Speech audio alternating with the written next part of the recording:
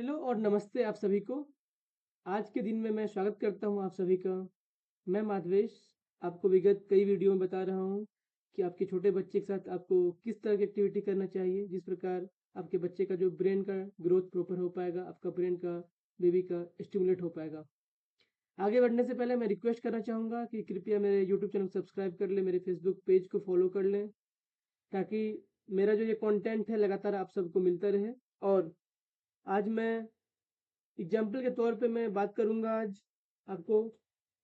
सबसे पहले आज 22वें मंथ के जो बच्चे हमारे लिए हैं उसके लिए, 23वें मंथ के बच्चे हैं उनके लिए, और 24वें मंथ के बच्चे हैं उनके लिए हम क्या एक्टिविटी करें जिसके माध्यम से हमारा बेबी का जो है ब्रेन अच्छा से डेवलप हो पाएगा, स्टिमुलेट कर पाएगा।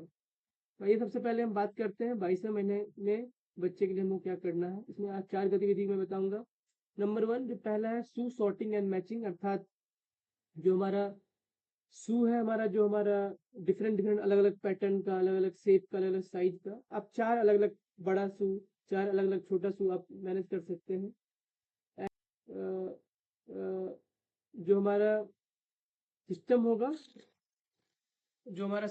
उसमें अलग अलग तरीके से 4 का वो ये है कि कोई जो छोटे छोटे होंगे उसको एक अलग तरीके के हमको बनाना है, और जो बड़े बड़े होंगे उनको मिक्स कर देना है। दोनों को हम लोग मिक्स कर देना है। उसके बाद क्या बोलना है, बच्चे को बोलना है कि आप छोटे वाले को अलग रखो और बड़े वाले को अलग रखो, ताकि बच्चा एक समझदारी बना पाएगा कि कौन सा जूता छोटा है, कौन सा जूता बड़ा है, और उसका जो है ब्रेन अच्छे से ग्रोथ कर पाएगा, और वो आइडेंटिफाई कर पाएगा, रिकॉग्नाइज कर पाएगा। सॉर्टिंग का जो स्किल्स है बच्चे का वो डेवलप हो पाएगा।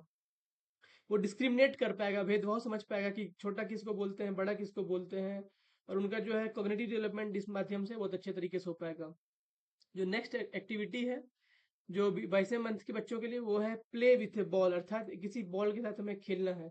अक्सर हमारे पास कोई घर में जो थोड़ा हल्का जिसका वेट हो, वैसे बॉल को लेकर के अगर हम किसी बेड पे भी बैठ जाए या नीचे बैठ जाए, हम एक पुश करेंगे बच्चे के लिए, ये लो बाबू तुम्हारे पास बॉल जा रहा है। फिर मैं बेबी को बोलूंगा, बच्चा मुझे दे दो, बेबी बाबू मुझे दे दो खिलौना या बॉल। तो इस प्रकार क्या होगा, जब हम एक थ्रो करेंगे, बोलना है थ्रो, फेंको, फिर कैच, अगर हमको कैच करना है। तो इस प्रकार क्या कर सकते हैं, हम बच्चे को ये सिखा पा रहे हैं। और बच्चे का मे भी हो सकता है एक हाथ से भी वो फेंक पाएगा, कभी कभी 2 हाथ से फेंक पाएगा, और उसका जो कोऑर्डिनेशन है वो हो पाएगा। अगर उसको चूंकि हाथ से पकड़ना भी है, आंखों से देखना भी है, कैच भी करना है उसे पकड़ने के लिए, या थ्रो करना है तो उसको देखना है कि मुझे उस जगह फेंकना है ताकि वो बॉल प्रॉपर उस जगह पे पहुंच पाए। तो इस प्रकार क्या हो सकता है, वो फन के साथ इंजॉय कर सकता है और उसमें मजा भी आएगा। और क्या है कि ये इसको एक समझ भी पाएगा कि कैसे हम back to back reciprocal play में खेल सकते हैं। दूसरा गतिविधि की बात, जो तीसरा गतिविधि हमारा इस उम्र में है वो है hide and seek with doll, अर्थात किसी डॉल को लेकर के हमारे पास ये एक मटेरियल जरूरत पड़ेगा। डॉल डॉल को हमको क्या करना है, छुपा लेना है। मुझे सपोज मैंने डॉल को छुपा लिया यहाँ पे, और मैं बोलूंगा where is a doll, where is a doll, doll कहाँ है, गुड़िया कहाँ है, गुड़िया कहाँ है, या कोई टेडी है तो टेडी कहाँ है, टेडी कहाँ है। अब बच्चा क्या करेगा, सोचने की कोशिश करेगा कि कहाँ पे छुपा हुआ है, किस जगह में ढूंढना है उसको। तो इससे क्या होगा, उसका इमेजिनेशन जो स्किल्स है, उसका जो कंसंट्रेशन का जो स्किल्स है वो डेवलप हो पाएगा। खोजना पाएगा कि किधर हम देख पाए, किधर छुप पाए, या वो बोलेगा कि यहाँ पर है या वहां पर है, इस प्रकार। तो क्या होगा, जैसे ही अगर वो पा लेता है तो उसे आपको मोटिवेट करना है, इंस्पायर करना है कि तुमने पा लिया, वेरी गुड, क्लैप क्लैप। इस तरह से हम उसको मोटिवेट कर सकते हैं और प्लेफुल सेटिंग कर सकते हैं। तो ये एक छोटा सा गतिविधि है जिसको हम लोग आराम से कर सकते हैं हर घर में। जो नेक्स्ट है दैट इज कलरफुल हैंड, अर्थात अलग अलग रंगों से हमको अपने हाथ को सजा लेना है, एक तरह से यूं कहें तो। अब इसमें हमको ऐसे रंग का प्रयोग करना है जो हमारे लिए हाइजीनिक हो, जो हमारे लिए हाथ में लगाने से कोई तरह का हमको इन्फेक्शन ना करे, वो हमें ध्यान देना पड़ेगा।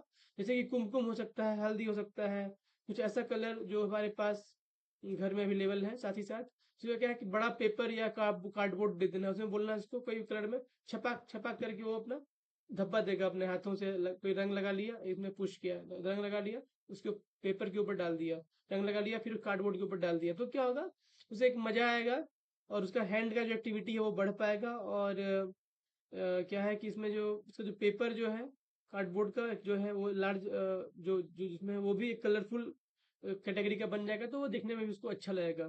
तो इस प्रकार हम क्या कर सकते हैं, इसका सेंसरी जो है डेवलपमेंट कर सकते हैं, क्रिएटिविटी को बढ़ा सकते हैं। बच्चा क्रिएटिविटी हो सकता है, वो सोच सकता है कि हाथों के डिजाइन से मैं क्या बनाऊं, ये भी वो सोच सकता है। और कलर्स को समझ सकता है, किसको रेड बोलते हैं, किसको ब्लू बोलते हैं, किसको येलो बोलते हैं, तो ये कलर्स को समझ पाएगा। सो ये this is all about the 22 month जो के बच्चे के लिए है। और अगेन मैं आपको अनुरोध करूंगा, आप अगर मेरे चैनल को सब्सक्राइब नहीं किए तो प्लीज़ सब्सक्राइब कर लीजिए। नेक्स्ट जो मेरा कंटेंट है वो हमारे लिए है 23rd मंथ के लिए है। 23rd में हम क्या करेंगे, तो आइए हम देखते हैं। यह भी 4 गतिविधियां मुख्य रूप से हम बात करेंगे आप लोगों के साथ, जिसके माध्यम से आप बच्चे को स्टिमुलेट कर सकते हैं। सबसे पहला गतिविधि है वो story time with A picture book. हमारे पास आज के टाइम में मार्केट में कई सारे पिक्चर के रूप में बुक्स आ गए हैं।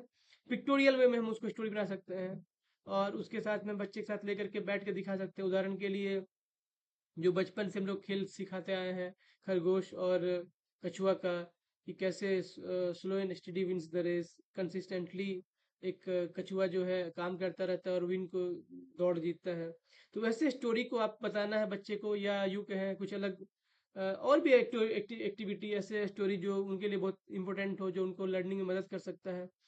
और बच्चे से पूछ सकते हैं बच्चे से क्या है ये, कुछ हो सकता है वो समझाने की कोशिश भी कर सकता है उसका। तो उससे क्या होगा, उसको रीडिंग का जो है, नेमिंग का जो है, किसको कछुआ बोलेंगे किसको खरगोश बोलेंगे, इसका भी डेवलपमेंट उसको हो पाएगा।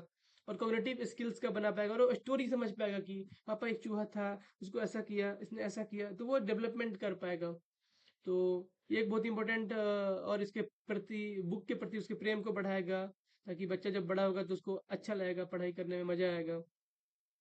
जो नेक्स्ट जिसका मैं बात करूंगा वो है डिस्क्राइबिंग फूड, अर्थात हमारे पास जो अलग अलग प्रकार के फूड हैं उसके बारे में बच्चे को हमसे पूछना है। ये भी एक बहुत बड़ा इंपॉर्टेंट स्किल है और ये देयर इज नो मनी खर्च की कोई बात इसमें नहीं है। सबसे अच्छा अच्छी बात ये है, आप बच्चे को एक बनाना दे दीजिए या एक बॉइल्ड एग दे दीजिए या एप्पल दे दीजिए और उसको बोलिए कि कैसा लग रहा है बनाना, अगर है तो मीठा है, खट्टा है, कुछ भी है, वो खुद बताएगा।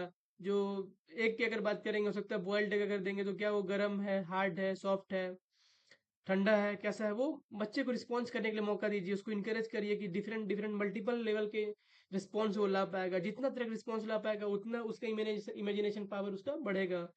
तो क्या होगा, डिस्क्रिप्टिव वर्ड को समझ पाएगा, उसके दिमाग में आ पाएगा कि कौन कौन से इसका खासियत है। उसका जो वोकेबलरी है, जो बच्चे का वर्ड्स का जो भंडार है वो बढ़ेगा। और जो है कम्युनिकेशन स्किल्स जो है वो बढ़ पाएगा, समझ पाएगा उन चीज़ों के बारे में। तो that is very important activity. Next that is playing with water, अर्थात पानी के साथ खेलना। इसमें सिंपल सी बात है कि एक बकेट ऑफ वाटर जो कि हमारा बाल्टी है हमारे घर में होता है उसको हम लोग यूज कर लेंगे, प्लस चाइल्ड फ्रेंडली ग्लास, या यूँ कहें जिसमें ऐसा कप जो थोड़ा वेट जिसका कम हो, थोड़ा जिसमें कि कोई चोट वोट लगने का चांसेस कम रहे, वैसे हम ग्लास को अगर देंगे तो उसको बोलेंगे पानी से खेलो, पानी निकालो, पानी को डालो, पानी को बाहर निकालो, पानी से कुछ धो दो। और जैसे ही वो खेलेगा तो हमें उसको इंस्पायर भी करना है, मोटिवेट करना है कि तुमने बड़ा अच्छा किया। तो ये क्या होता है, सेंसरी डेवलपमेंट कर पाएगा बच्चा, फाइन मोटर स्किल्स, उंगली से जब उठाएगा वो अच्छे से बाल्टी को, या यूं कहें तो जग से या मग से जो भी है, तो उसको एक हाथ में पकड़ना पड़ेगा उसकी इंग्लिश से, तो ये एक डेवलपमेंट हो पाएगा, उसका जॉयस होगा, उसको मजा आएगा। कई बच्चे काफी इंजॉय करते हैं, लगता है कि अरे वाह कितना सुंदर लग रहा है, पानी खेल रहा है, बहुत मजा आता है। तो बच्चे को ये बहुत पसंद होता है, तो आप डेफिनेटली ये काम कर सकते हैं। और एक रिलेशनशिप बनेगा वाटर के साथ उसका, पानी क्या है। हालांकि हमको बाद में थोड़ा बताना भी है कि पानी इसको सेफ है रखना है, हमको ये करना है, तो बट स्टडी डिफरेंट आगे वाले दिन में है, भविष्य के लिए। देन नेक्स्ट जो एक्टिविटी है और इसका लास्ट एक्टिविटी है 23वां महीना के बच्चों के लिए, वो है साउंड पैटर्न, अर्थात जो हमारा डिफरेंट साउंड पैटर्न को हमको सिखाना है बच्चे को। जैसे कि मैंने पहले भी बताया था कि म्यो म्यो जो हमारा है, सपोज ये बिल्ली का आवाज अगर है, तुमको बताना म्यो म्याऊं, म्याऊं। तो बच्चा समझ पाएगा। ये काव काव काव काव काव काव काव, जो कौवा आवाज, कौवा का जो आवाज करता है। तोता कुछ बोलती है, अगर बोलता है तोता तो उसको हमको बता सकते हैं। गाय का एक अलग आवाज होगा। तो ऐसे डिफरेंट डिफरेंट एक्टिविटी का उसको हमको आवाज को बताना है और उसको प्रमोट करना है चाइल्ड को, कि उसका दिमाग में कुछ अगर है तो वो भी एक साउंड क्रिएट कर सकता है, वो भी एक साउंड बना सकता है, वो भी कुछ नया हमें बता सकता है। वो भी उसको मोटिवेट करने से क्या फायदा होगा, कि साउंड प्रोडक्शन करने में उसको ये रहेगा, प्लस गला का भी थोड़ा सा ओपनिंग होगा और इंटरेक्टिव एक तरह से प्ले होगा, इसमें टर्न का हो बात है। और इस डिस्क्रिमिनेशन स्किल समझ पाएगा कि कौन सा आवाज किस चीज़ का है, कौन सा आवाज पक्षी का है, कौन सा आवाज चिड़िया का है, कौन सा आवाज जानवर का है, वो समझ पाएगा। या कुछ और भी आवाज अगर हम कर सकते हैं पैटर्न पे तो ये भी कर सकते हैं। तो ये एक अच्छा इंपॉर्टेंट एक्टिविटी है। नेक्स्ट और जो मैं आज मैं बात करने वाला हूँ 24th वाले बच्चों के लिए, तो मैं और आपको चलिए बताता हूँ कुछ और इम्पोर्टेंट और आपके लिए। वो एक और ही सबसे इम्पोर्टेंट इसमें है, वो है वो कलर को हमको बताना है। उदाहरण के लिए समझाने के लिए, ये मुख्य रूप से 24वें महीने के लिए बच्चों के लिए है। तो जैसे कि आपको कलर कोई अपने कर रेड कलर का कोई सामान ले लिया और उसको पूछना कि ये क्या, ये ऑब्जेक्ट जो है, क्या ये सामान जो है रेड कलर का है या नहीं है। फिर वैसे ही दूसरा कलर को ले लिया, फिर वैसे ही तीसरे सामान को लिया, चौथा सामान को लिया, पांचवा सामान को लिया, तो डिफरेंट पैटर्न सामान को लेकर के हम पूछ सकते हैं क्या ये इस कलर का है या नहीं है।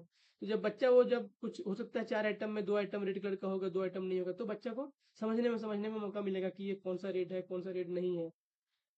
और कलर को रिकॉग्नाइज कर पाएगा, उससे उसका बेनिफिट ये होगा, प्रमोट्स कॉग्निटिव डेवलपमेंट, उसका डेवलपमेंट कॉग्निटिव डेवलपमेंट हो पाएगा। उनका एक्टिव पार्टिसिपेशन होगा बच्चे का इस चीज़ को करने के लिए, चूंकि वो जवाब देगा हाँ या ना, हाँ या ना, इस तरह से। जो नेक्स्ट एक्टिविटी है वो है ओपन हैंड चैलेंज, अर्थात कई बार हम बच्चे को हाथों से उसको मतलब उंगली को अगर छुपा लें या दोनों हाथ से पकड़ लें, इस प्रकार बच्चे के उंगली को, और उसको बोले कि हाँ थोड़ा खुल हाथ फिर खोल के दिखाओ। या कभी कभी हम लोग ये भी करते थे बच्चे हमने कि जैसे कि ये उंगली छुपा लिए और ये बात किए कि इसमें कैसा करे नहीं करे, कौन सा उंगली किस चीज़ का, वो बात कर सकते हैं। जो नेक्स्ट गतिविधि है वो हमारा है एक नर्सरी नर्सरी का मेरा राइम करने का, नर्सरी को सिखाने का है। इसमें क्या होता है कि हम नर्सरी में, हाँ, okay okay, sorry for disturbance.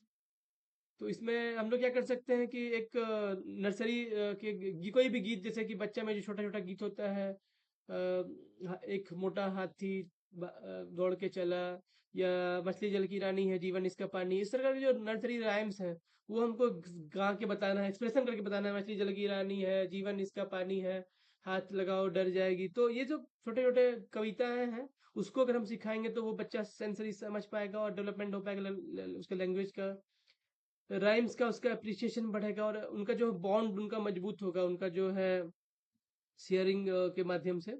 और एक लास्ट एक्टिविटी मैं बताना चाहूंगा इस उम्र के बच्चों के लिए, वो है एक वॉक आउटसाइड, अर्थात हम किसी बच्चे को अपने साथ ले जाके कोई एक गली में निकल जाए तो हमें दिखाना है कि यहाँ पे डॉगी सो रहा है, यहाँ पे ये पौधा है, यहाँ पे ये गतिविधि, नो नेचर वॉक एक तरह से बोल सकते हैं। डिफरेंट नेचर को, आइटम को, डिफरेंट कलर को, डिफरेंट ऑब्जेक्टिव को बताना है और हमको ये समझाना है। तो इस प्रकार आप समझ सकते हैं कैसे हम डिफरेंट डिफरेंट एक्टिविटी, छोटी छोटी एक्टिविटी के माध्यम से बच्चे के ब्रेन डेवलपमेंट में हेल्प कर सकते हैं। एज ए पेरेंट आपका ये बहुत इंपॉर्टेंट रोल है। मैं हूँ माधवेश और मैं निकल पड़ा हूँ एक मिशन पर, चाहता हूँ मदद करना कम से कम 10 लाख लोगों को, 10 लाख माताओं और पिताओं को, विशेष रूप से छोटे बच्चे जिनको 0 से 6 साल के हैं, ताकि उनका बच्चा ग्रोथ कर पाए, उनके बच्चे का ब्रेन ग्रोथ कर पाए और उनका ओवरऑल डेवलपमेंट हो पाए। तो मुझे उम्मीद है कि आपके आसपास कोई भी अगर परिवार ऐसे होंगे, आप जरूर उनसे भी ये वीडियो शेयर करिएगा। Thank you very much. जोहार।